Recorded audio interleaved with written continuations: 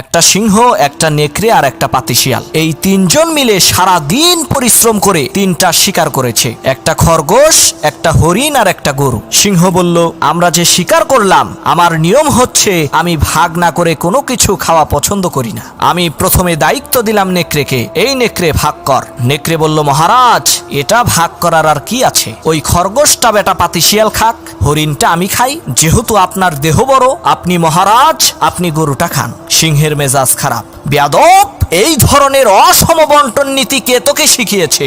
এক থাপ্পড় মেরেছে, নেকড়ের কল্লা 50 হাত দূরে যেয়ে পড়ছে। এবার সিংহ শিয়ালকে বলছে, এই শিয়াল ভাগ কর বেটা। শিয়াল কয়, মহারাজ এর মধ্যে ভাগ করার কিছু নাই, আপনি ব্রেকফাস্ট করবেন খরগোশ দিয়ে, লাঞ্চ করবেন হরিণ দিয়ে, আর ডিনার করবেন গাভী দিয়ে। মহারাজ খুব খুশি। হে রে শিয়াল রে, এত ইনসাফ ভিত্তিক বন্টন নীতি কে তোকে শেখালো রে? শিয়াল বলে, কিছুক্ষণ আগে যে কল্লা দিয়ে গেছে